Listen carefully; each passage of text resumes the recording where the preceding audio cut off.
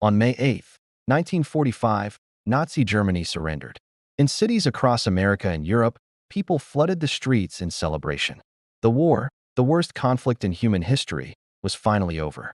More importantly, it seemed like the world had learned its lesson. The League of Nations had failed after World War I, but this time would be different. The United Nations was being created with genuine commitment from all major powers, including the Soviet Union. Franklin Roosevelt had died just weeks before Germany's surrender, but his vision seemed intact. The Big Three, America, Britain, and the Soviet Union, would maintain their wartime cooperation to ensure lasting peace. Ideological differences would be managed through dialogue and mutual interest and stability. This wasn't naive utopianism. It was based on evidence. The Soviets had fought alongside the West. Stalin had participated in planning sessions at Yalta and Potsdam. There were disagreements, certainly, but nothing that seemed insurmountable. The mood in Washington in summer 1945 was cautious optimism. Yes, there were concerns about Soviet behavior in Eastern Europe, but these were seen as negotiable issues, not fundamental incompatibilities. Here's what almost nobody understood: the warnings were already arriving. They were being filed, summarized, and largely ignored. In February 1946, George Kennan sent a 5,500-word telegram from the U.S. Embassy in Moscow to the State Department. It's now called the Long Telegram, and it's recognized as the intellectual foundation of containment policy. But here's what's forgotten.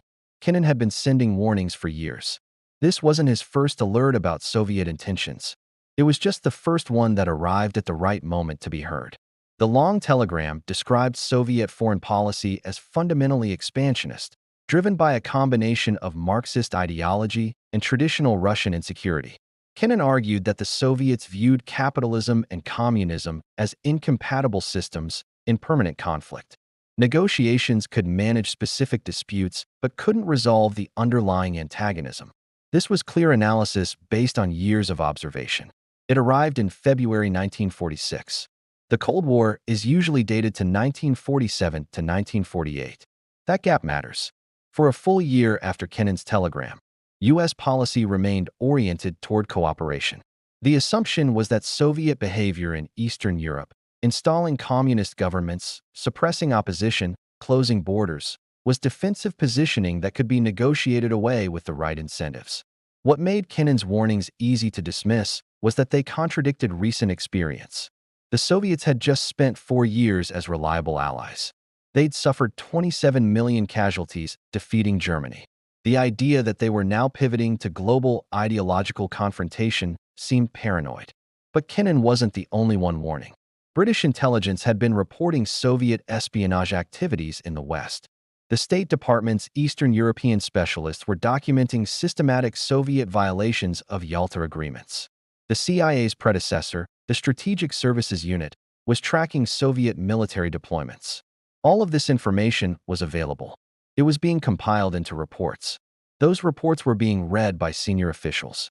And the consistent response was, let's not overreact. These are manageable tensions, not a fundamental break. On March 5, 1946, 1 month after Kennan's telegram, Winston Churchill gave a speech at Westminster College in Missouri. President Truman sat on the stage behind him. Churchill said, "From Stettin in the Baltic to Trieste in the Adriatic, an iron curtain has descended across the continent." This wasn't metaphor. Churchill was describing observable reality. Soviet forces occupied Eastern Europe. Communist governments were being installed. Borders were being closed. Democratic opposition was being eliminated. The speech was reported widely. The phrase, "Iron Curtain," entered the lexicon. And the political response was largely negative. The Wall Street Journal called it a catastrophic blunder. The New York Times said it threatened the United Nations before it even started functioning. Stalin called it warmongering. More significantly, the Truman administration distanced itself from the speech. White House officials emphasized that Churchill spoke as a private citizen, not as a representative of U.S. policy. Here's why this matters. Churchill was describing a situation that was already happening. Soviet control of Eastern Europe was observable fact, not speculation. The Iron Curtain wasn't a prediction, it was a description of current reality. But the dominant political sentiment in 1946 was that acknowledging this reality publicly would make cooperation impossible. Better to maintain the fiction of partnership while working behind the scenes to address specific issues.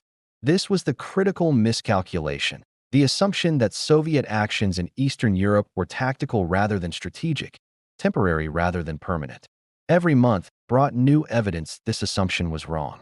Poland's democratic opposition was systematically eliminated. Czechoslovakia's coalition government was undermined. Hungary and Romania were brought under complete Soviet control. Each individual action could be explained as responding to local circumstances. Viewed collectively, they formed a clear pattern. The pattern was being documented in real time. Intelligence analysts understood it. Diplomats on the ground reported it. Churchill described it publicly. The response was to hope it would resolve itself. The Truman Doctrine, announced in March 1947, is usually identified as the beginning of the Cold War. Truman asked Congress for $400 million to support Greece and Turkey against communist pressures, and he framed it in explicitly ideological terms: free peoples versus totalitarian regimes. But by March 1947, the opportunity for different choices had already closed. Consider the timeline. February 1946. Kennan's long telegram warns of permanent Soviet Western antagonism. March 1946. Churchill's Iron Curtain speech describes Soviet control of Eastern Europe. Throughout 1946, Soviet forces consolidate control, install communist governments, eliminate opposition. February 1947. Britain informs U.S. it can no longer support Greece and Turkey. March 1947. Truman Doctrine announces U.S. will contain communist expansion. Notice the gap between information and action. The warnings arrived in early 1946. Policy changed in early 1947. That year wasn't spent crafting clever diplomatic solutions. It was spent watching Soviet control become irreversible while hoping cooperation remained possible. The tragedy is that alternatives existed, but only briefly. In late 1945 and early 1946, Stalin's hold on Eastern Europe wasn't yet absolute. Communist parties controlled governments, but they relied on Soviet military presence. The local populations hadn't been fully suppressed. Democratic alternatives still had some organizational capacity. This was the moment when clear signals from the West, economic pressure, diplomatic isolation, explicit recognition that Eastern European occupation was unacceptable, might have created different calculations in Moscow. Instead, the West sent mixed signals. Rhetorical commitments to self-determination combined with acceptance of Soviet occupation as fait accompli. Negotiations over specific issues while ignoring the systemic pattern. Stalin, a strategic thinker who'd survived decades of Soviet politics, drew the obvious conclusion: the West would complain but accept Soviet expansion. The risk of confrontation was manageable. By the time the Truman Doctrine made U.S. opposition explicit, the moment for influencing Eastern European outcomes had passed. Here's the part that's genuinely disturbing. The United States had excellent information about Soviet intentions and capabilities throughout this period. The Venona Project was decrypting Soviet intelligence communications. These revealed extensive Soviet espionage networks in the West, including penetration of the Manhattan Project. The decrypts showed Soviet intelligence services conducting operations incompatible with the behavior of a peaceful ally. This information remained classified for decades, but it was available to senior policymakers in real time. State Department specialists were reporting systematically on Soviet violations of Yalta agreements. These weren't vague assessments. They were detailed documentation of specific actions: rigged elections, arrested opposition leaders, censored media, closed borders.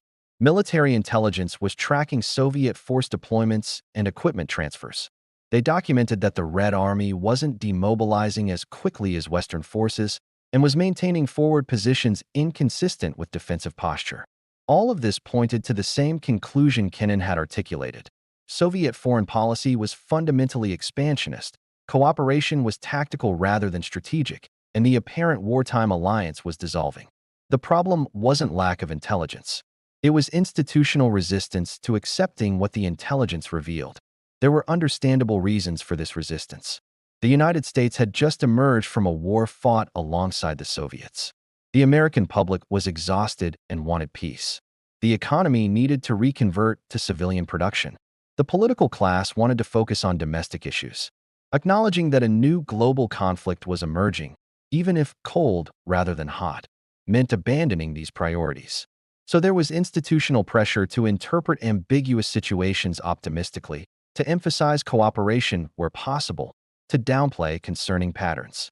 This is how intelligence failures happen, not because information is unavailable, but because institutions aren't prepared to accept its implications. The Berlin Blockade in 1948–49 is remembered as the first major crisis of the Cold War. Soviet forces cut off Western access to Berlin, attempting to force the Western allies out of the city. By the time this happened, the Cold War was already inevitable. The blockade was a symptom, not a cause. But there's a detail about the blockade that reveals the pattern of missed warnings. It wasn't a surprise. Soviet interference with Western access to Berlin had been escalating for months. Transportation was delayed. Inspections became more intrusive. The trend was clear. The Soviets were testing Western resolve and creating pretexts for complete closure. Western intelligence predicted the blockade. The question wasn't whether it would happen, but when and how to respond. This reveals something crucial. By 1948, the pattern had become so clear that Soviet actions were predictable. 3 years earlier, those same patterns had been visible but dismissed. The cost of that 3-year delay was immense. By 1948, Eastern Europe was locked under Soviet control. The possibility of free elections or democratic governance had been eliminated.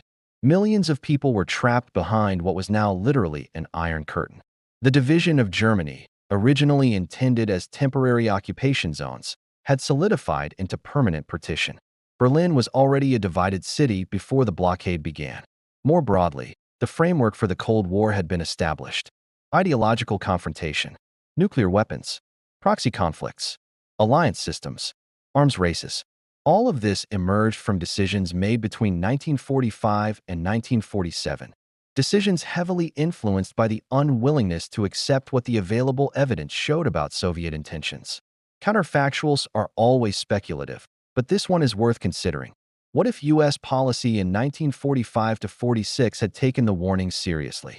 Not warmongering, not preemptive conflict, just clear-eyed acknowledgement that Soviet foreign policy was expansionist, that Eastern European occupation was unacceptable, and that Western response needed to be coordinated and firm. This might have meant earlier economic pressure, Marshall Plan explicitly excluding Soviet-controlled territories unless genuine democratic reforms occurred. Explicit diplomatic recognition that Yalta agreements on free elections were being violated, with concrete consequences. Earlier military coordination among Western allies, signaling that Soviet expansion beyond agreed occupation zones would trigger response. Public communication about Soviet actions, making the pattern visible to Western publics and Eastern European populations. None of this guaranteed different outcomes. Stalin might have proceeded with Eastern European control regardless. The Cold War might have been inevitable, but it also might have created different calculations in Moscow.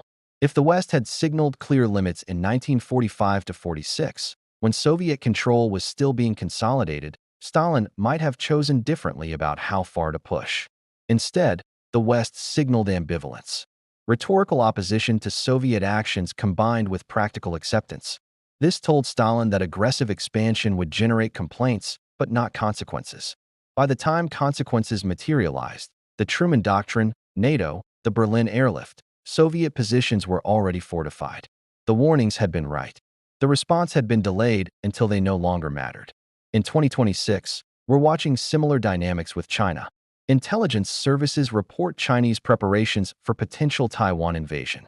Diplomats document systematic violations of Hong Kong's autonomy agreements. Military analysts track Chinese expansion in the South China Sea. The pattern is visible. The warnings are being issued. The reports are being compiled. And the dominant policy response is engagement combined with hedging. Exactly the approach that failed with the Soviet Union in 1945–46. The situations aren't identical. China in 2026 isn't the Soviet Union in 1945. But the institutional dynamics are similar.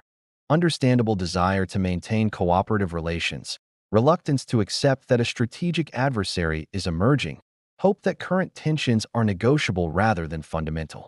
This is what makes the early Cold War warnings relevant today. Not because the specific situations are comparable, but because the pattern of institutional resistance to unwelcome intelligence is universal.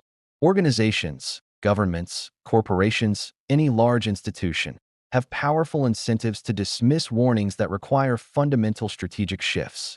Accepting the warning means abandoning current plans, reallocating resources, and accepting less comfortable realities. Dismissing the warning means continuing current policies, hoping circumstances improve, and avoiding difficult choices. In 1945 to 46, the United States chose dismissal. By 1947, circumstances had deteriorated to the point where fundamental shift was unavoidable, but the opportunity for different outcomes had passed. The cost was 45 years of global confrontation, multiple proxy wars, nuclear arms races, and the permanent division of Europe. That's the price of ignoring clear warnings because accepting them would be inconvenient. Here's what the early Cold War teaches. Intelligence only matters if institutions are willing to act on it. The United States had excellent information about Soviet intentions in 1945 to 46. The warnings were clear, specific, and accurate. Kennan explained Soviet motivations. Churchill described the observable reality. Intelligence reports documented systematic violations of agreements. None of it mattered because the political and institutional will to respond didn't exist. This isn't about assigning blame. The officials making decisions in 1945 to 46 faced genuine constraints and competing priorities. The desire for peace after catastrophic war was legitimate. The hope for cooperation was reasonable given recent alliance. But it was still wrong. The Soviets were doing exactly what the warnings said they were doing. The pattern was exactly as clear as the analysis suggested. The outcome was exactly as predicted. And because the warnings were dismissed, the response came too late to prevent what it was designed to prevent. In 2026, we have warnings about climate change, pandemic preparedness, AI risks, geopolitical shifts, and financial instabilities. Many of these warnings are specific, evidence-based, and issued by credible experts. The pattern from 1945 to 46 suggests most of these warnings will be dismissed until the crises they predict become unavoidable. Not because the warnings are unclear, because accepting them would require immediate, difficult changes that institutions aren't prepared to make. That's how we sleepwalked into the Cold War. That's how we'll sleepwalk into whatever comes next. The warnings are already here. We're already filing them, summarizing them, and largely ignoring them. History doesn't repeat, but the pattern of ignoring it does.